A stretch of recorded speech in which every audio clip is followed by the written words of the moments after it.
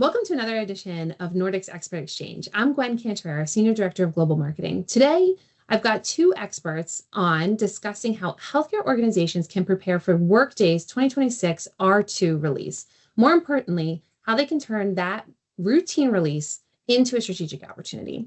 Joining me are Katie Burke, our Director of Workday Services and Solutions, and Aaron Dodsworth, Senior Manager of Workday Support Services. Hey, guys. Hello. Hi.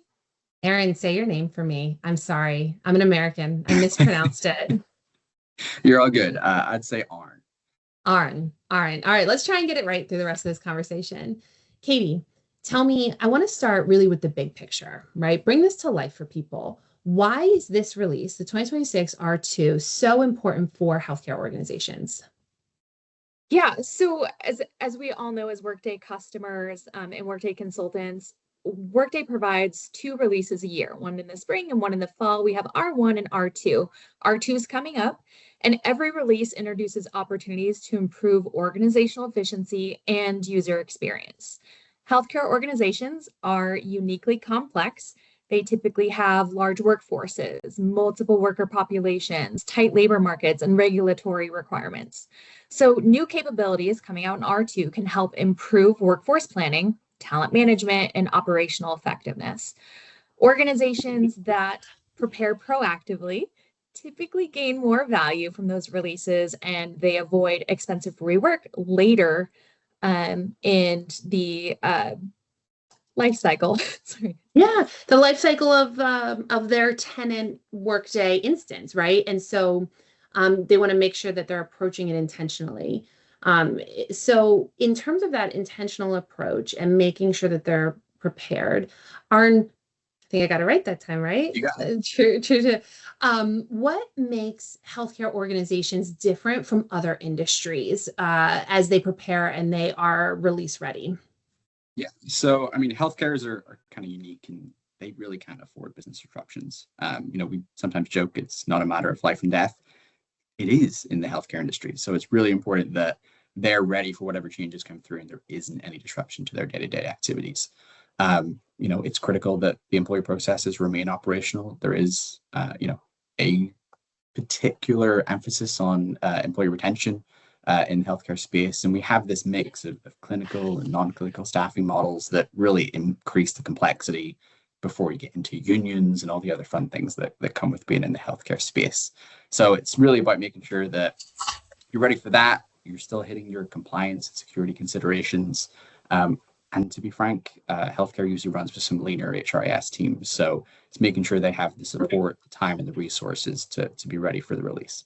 Yes, they can adapt with those lean teams. All right, so we know that Workday releases twice a year.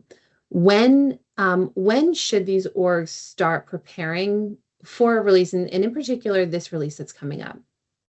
Plain and simple, as early as possible. So we recommend that you review release information and documentation as soon as it becomes available, which is August 5th of this year. And as everybody knows, the Nordic team focuses entirely on healthcare. So our practice will be putting together top 10 lists for our clients. And they're not just the traditional top 10 lists that you might have seen in the past. Our features highlight the new functionality that are really critical for specific roles in healthcare organizations. So CIOs, CHROs, and CFOs. It's very important that while we're preparing for these releases that we establish ownership and governance early on. It just makes life much easier down the road as you decide to uptake these new features and all of the individuals that need to participate in that process. So Aaron, from your perspective, we don't want people waiting for preview testing. Yeah, like Katie said, really the August 5th is when you should be ready to go. I know it's pretty common. People will kind of wait for the preview tenants to open. That only gives you just over 4 weeks until it goes into production, which is a very tight, compressed timeline. You want to make sure that you're starting your impact analysis and really understanding how that's going to impact your wider roadmap as well. And that will really then bring you into how you want to adjust your own internal timelines, because obviously you don't want to do any enhancements during those couple of weeks. But it also might unlock some other strategic opportunities that you want to make sure you have built into your adjusted roadmap, and are ready to have those conversations with your different stakeholders to understand what's going to be the best for your organization. Yeah, so they can adapt uniquely based on their own roadmaps and based on what they, strategically what makes sense. What are some of the biggest mistakes you see organizations making as they prepare for the release, Aaron? The whole time I'm claiming it. I'm claiming it. So I think the big one's always waiting too long, right? Even if you start right at the beginning, it is still a very short timeline. If you're doing anything in a regression test and it brings up an issue, you have a very short amount of time to try and fix that before it goes into production. So start early is always the best approach, not involving some of the wider business stakeholders. So one of the mistakes that be made is just treating it as an IT issue, that it's just, it's something they have to do. This is really not just about making sure things still work, but really about unlocking some of those opportunities that come with a new release. And 2026 R2 is especially a big one for some of the functionality that's coming. Testing coverage. Testing is not always the most fun thing to do, but making sure you have the right resources at the right time so you can complete it. It's going to go into production one way or another, so you got to make sure you get it done within that time frame. And then one of the big mistakes can be trying to turn on some of this functionality without really evaluating the impacts. Workday, everything is so closely related to each other. There's so many different dependencies. It can be quite exciting. You can see the potential to turn on some of these features and unlock some of that potential, but you got to make sure you understand the downstream impacts. So making sure that it's properly tested in Sandbox, and it might be better sometimes to do that later on once production releases through and you've completed all your testing. I think of, you've got a new house and you're like, I'm going to turn all the lights on, and you think you're turning on an upstairs bedroom light, and all of a sudden the bathroom fan downstairs goes on or something. Right? Like we don't know how these things are wired sometimes behind the scenes. Katie, how should an organization decide what of those new features deserves the most attention and priority? Yeah, so Workday release time can be really, really intimidating. It can be really overwhelming. Sometimes we get hundreds of new features and you get the whole, I don't know what I don't know, where do I start? And so there's really sort of 5 categories that we recommend that our clients evaluate against. And the first one is business value, right? It takes a lot of time and resources to bring something to life, to implement a new feature. And we want to make sure that, the juice is worth the squeeze, so to speak. So we really need to evaluate the business value for the organization. Is it going to make a big difference? The second one is user experience improvements. This is an opportunity to increase Workday adoption with your current workforce, but also maybe gauge, is there an opportunity for us to do better with change management, right? Also aligning with strategic initiatives. It's very important that when you're looking at new features, you're going to be dropping these things into a production tenant. Do those features really align with where you're going as a business? And what are your strategic initiatives that you have in flight where this new functionality could either complement or maybe derail it, right? We need to make sure that we're all aligned and the new features support where you're going as an organization in those strategic initiatives. In the healthcare space, compliance is key, right? So we need to make sure that as you're adopting new features, are there impacts to overall compliance? Is it compliance reporting? Does it have to do with visibility to data, things like that? So what's the compliance aspect of it? And then overall, operational efficiency. We want to make sure that we're making your lives easier while you're leveraging the platform to its full potential. So you might see a new feature that looks really great, but if it's not good for your organization and it's not going to improve those operational efficiencies, what's the point, right? So there's some key questions that we recommend asking your team that's going to be evaluating new features. Do these things solve a business problem? Does it reduce manual effort? Does it improve your employee or manager experience? These are all things that truly impact the day-to-day that maybe we don't always think of. So we highly recommend going through the exercise to evaluate overall business value, user experience, strategic initiatives, compliance impacts, operational efficiency and really thinking, is this going to solve a problem or is it going to cause a storm of issues down the road? Of chaos. So, Arn, I imagine that going through those exercises would really help the clients separate must do from nice to have enhancements.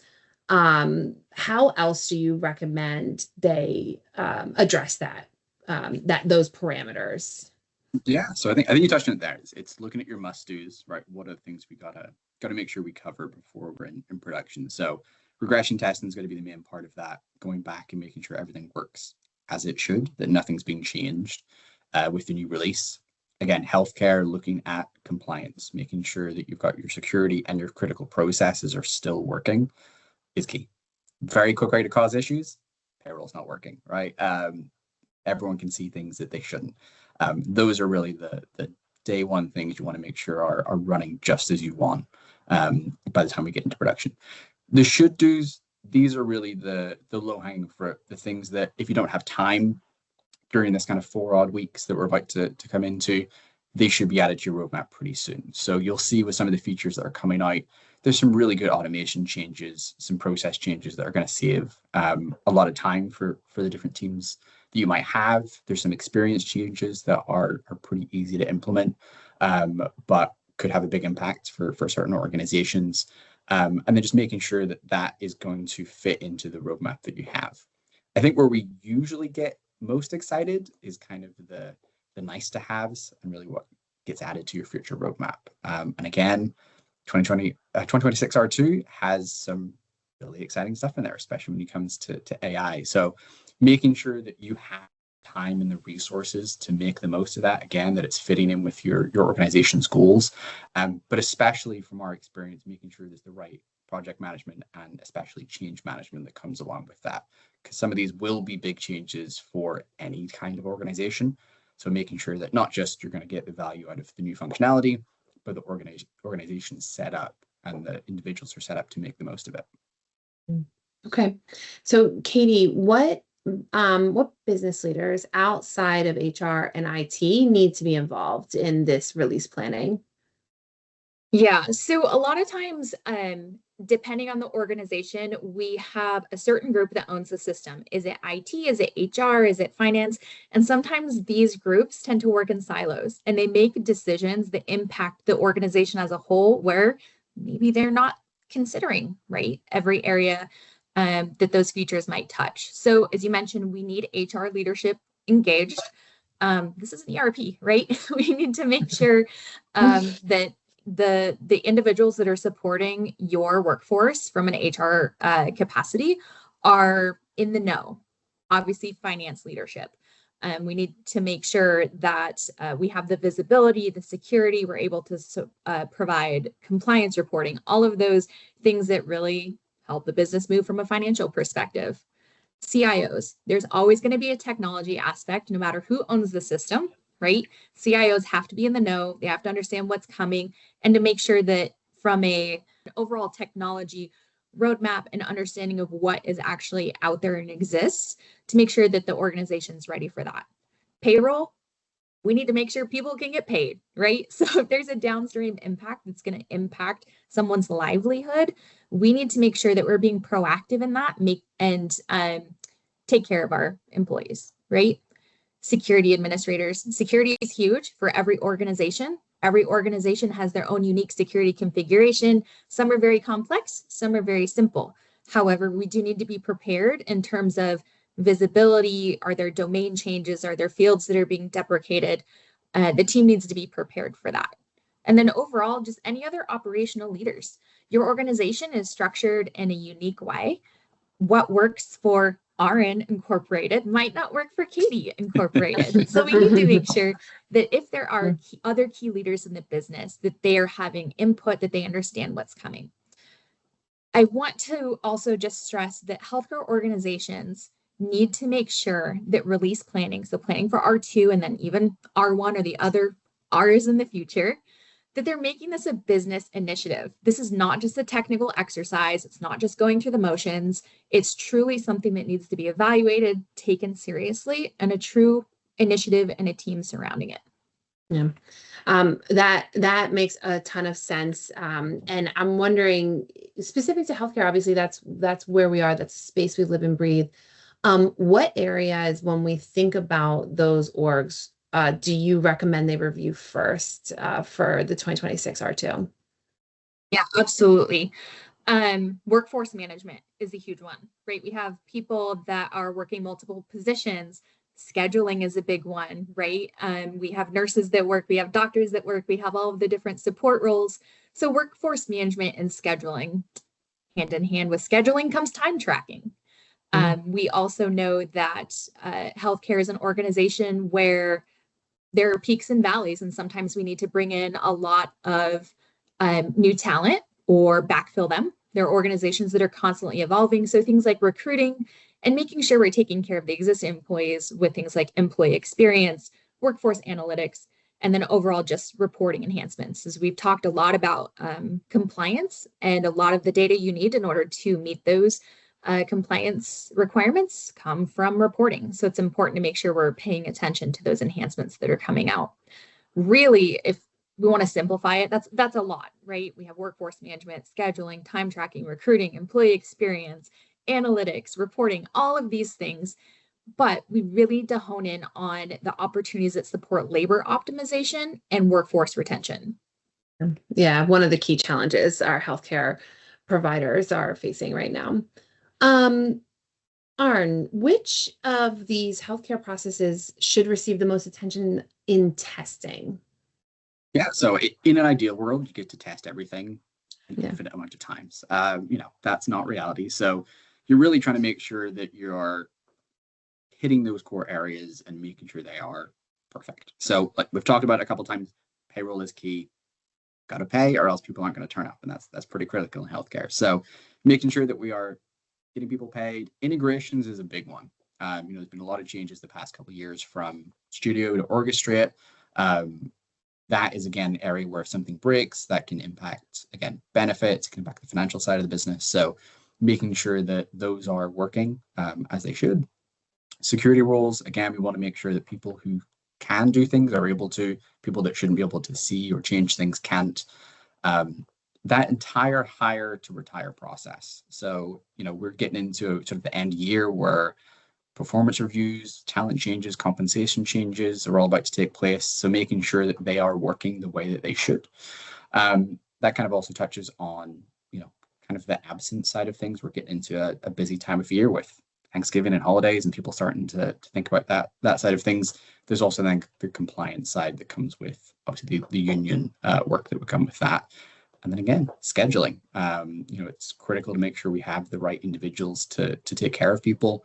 We've got to make sure that is working appropriately. So it may be different for different organizations. As part of your release and impact plan, you should be looking at what are the real key priorities and trying to make sure you tackle them first, again, within the limited window that we have.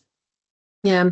And then another key point as part of this process, and maybe even ongoing, is making sure these orgs aren't missing valuable functionality, right? How do they do that? How do they start to address ensuring that they aren't missing some of the value that's included in Workday? Yeah, that's always part of, especially what we get to help with is maximizing that investment in Workday. It is a amazing platform. It can do many, many things. And even ourselves, we're constantly having to try and keep ourselves just informed of all the new things that are coming out. And again, that's one of the exciting times with the release is the new functionality getting into production. So for many clients, they're only going to use a portion of what they've bought with their SKUs and what Workday is capable of doing. So I think the first thing is trying to understand, does your current functionality already address some of your KMP? Try that again. Does your existing functionality already address some of your key pain points? So that could be some small tweaks in your configuration. That might be a larger piece of work to try and rework it. Because again, as an organization, you'll constantly be changing and your ERP needs to keep up with that. You want to regularly review what's coming through with these new releases. We're going to have some content about what the top 10 lists are for the different parts of your organization. It is worth sitting down and doing a business review and understanding, is this something that it's worth us bringing on board with our Workday tenant. That sometimes we're replacing some third-party functionality. It might be again allowing you to automate and free up some of your team to do other things. So making sure that you're aware of what Workday can now do, and making sure that's hitting with your strategic goals as an organization. And then if you're not sure, again, there's so much that Workday can do. There's so many things that are going on with organizations. It might be worth time to do a tenant assessment, do a health check, see if there are significant areas that your Workday tenant isn't hitting. Are there some low-hanging fruit that, again, will pretty drastically improve your organization? Or do you actually know what you're going to do over the next 1, 2, 3 years? Do you have a roadmap that's going to help support your strategic goals as an organization? And is Workday ready, or in the planning stage at least, to support that? Yeah, it's interesting. I'd love to hear more. And I think it's important for our clients to understand what do we offer through this tenant assessment? What does that look like? What are you assessing? What do those deliverables, what can be expected? Yeah, so really a tenant assessment, typically is a pretty high level kind of strategic review of your Workday tenant. For us, we try and get a little bit more tactical. It's not just about this overview and the art of the possible, but actually how can you bring that into reality over the next while. So we'll look at the health of your configuration, your security model, look at those kind of core business processes, what reporting that you have in there. We'll take a look at your integrations. Are they efficient in what they're doing? We'll also look at some of the more important things when it comes to actually performance. So things like your adoption levels. How ready are you for the releases to make the most of the new functionality that comes there? And then what are your optimization opportunities? It's not always about purchasing a new SKU, but can you make more of what you already have with Workday, and again maximize that investment, and then make sure that you have a roadmap that again aligns with your business goals. So Workday is there to support again whatever your organization is trying to achieve over the next while. In terms of actually what that delivers, for us, we'll kind of do a readout with all of our clients. We'll talk through again what we've looked at through kind of an executive summary. A big part for us is also making sure that we talk not just to the immediate people on the project, but the wider organization, trying to understand what are their pain points, frustrations, needs, so we can help advise on that. We'll look at, again, our overall findings, look at a module heat map, go module by module and understand what's performing, what maybe isn't, and go through then a tactical summary. So how can you go and address those weaknesses, those opportunities over the next 3, 6, 12 months to get to where you want to be? That really comes out then to your strategic roadmap. So we'll help kind of give you different milestones that we think it's worth hitting, and help you understand not just where you are now, but where you could be again within that time frame. We've also some unique things. Our data dashboard will help you look at again the health of your data within Workday. Again, as the push goes more towards AI, a big limit of that and the ability of organizations to make the most of it is the health of their data. If it's the classic view of bad data in, bad data out. So making sure that you have everything you need to make the most of those opportunities when it comes up. And then we also have our health and ROI dashboard. So again, making sure that you see the value in those changes that are being made. Again, one of the unique things that we do is not just focus on the tenant itself, but also then how does that get adopted across the organization. So we'll look at a change management assessment, make sure that we have the right practices in place so that when changes do come through, that people in the organization are making the most of it and making the most of Workday as well as a tool. And then also providing training guides to make sure your teams can, again, get the most value out of Workday on a day-to-day basis. Yeah, that's incredibly robust. I know it scales, our assessment scales, but that's unbelievably robust. And I'm wondering, Katie, in your experience, what are some of the most common opportunities that are discovered during one of these assessments? Honestly, the biggest one is either unused or under-leveraged functionality.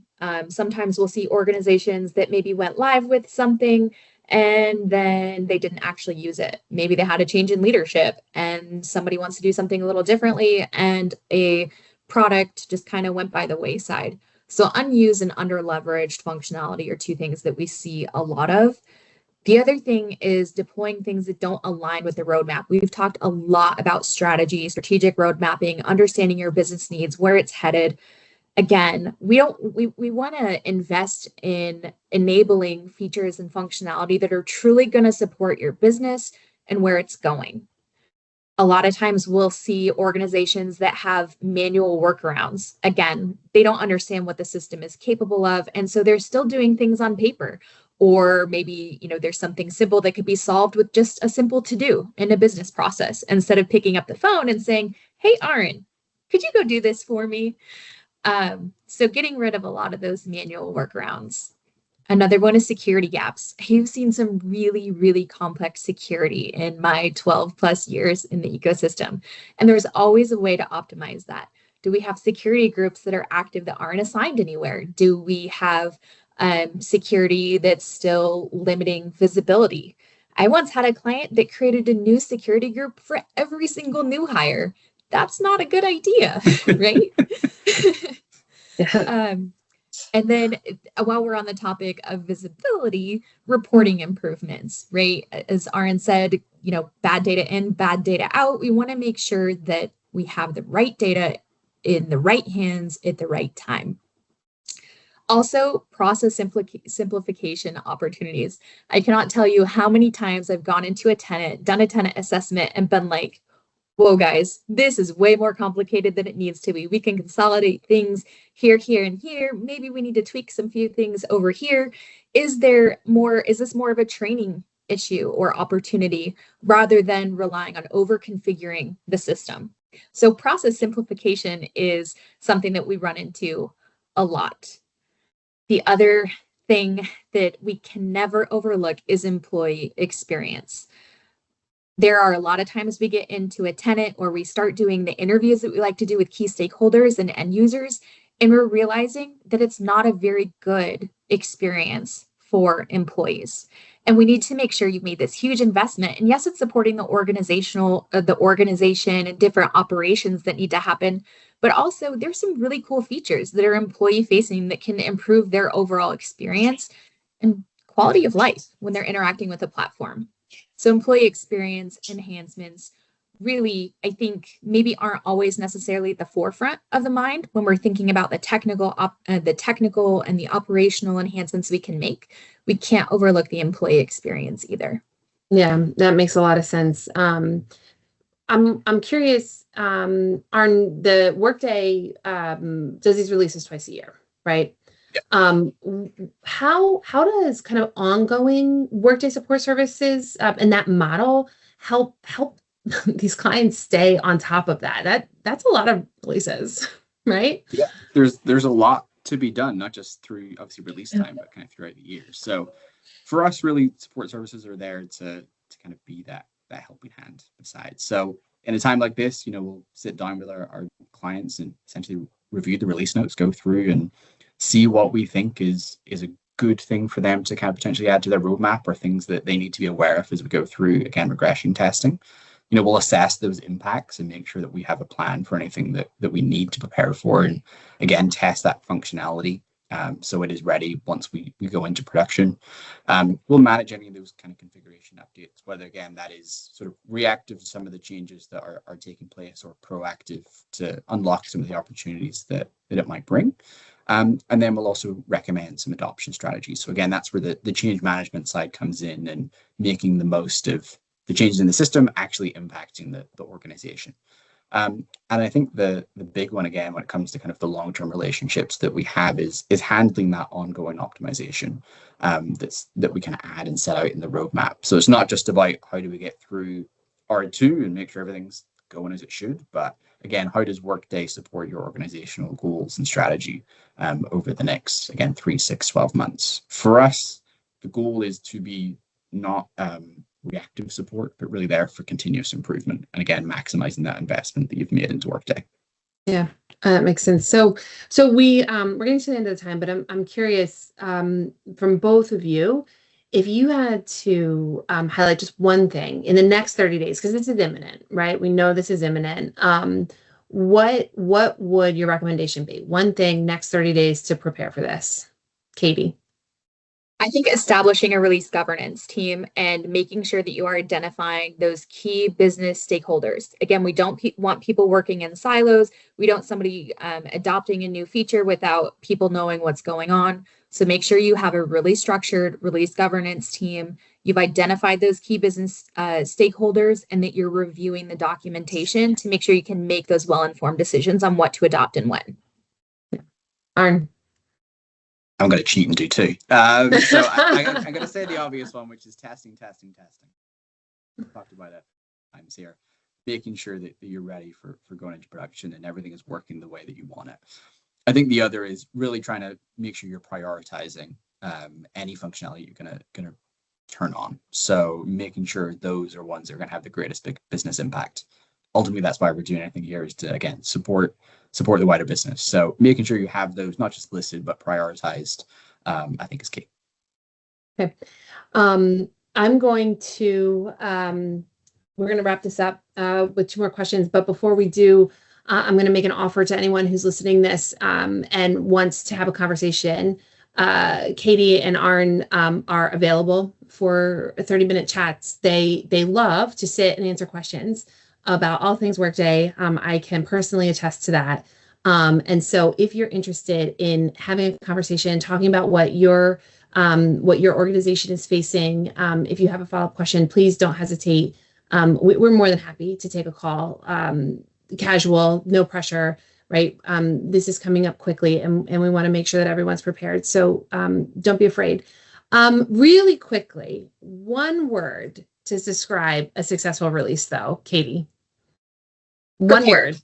Okay. Be All right. prepared. Okay. I think that was two. Let's see if Arn can do it without without cheating this time. One word. Intentional. It's got to be intentional. Okay. And as we leave it, and we are going to, as you said, release more content, and there's much more to come. What is the most important takeaway? If you could sum this up in one brief sentence, what do you want folks to know? Focus on business outcomes, not on the fancy features that you might be seeing in R2. Arn. Start early and prioritize wisely. Okay. Thank you guys. Thank you both for joining us. This has been a really great conversation. I know that you're both available to help our clients and those who are going to start navigating this imminently. So again, thank you everyone for tuning in. If you have any questions on this or anything else, our team is here to serve, and we're more than happy to take a call and have a chat and answer some questions.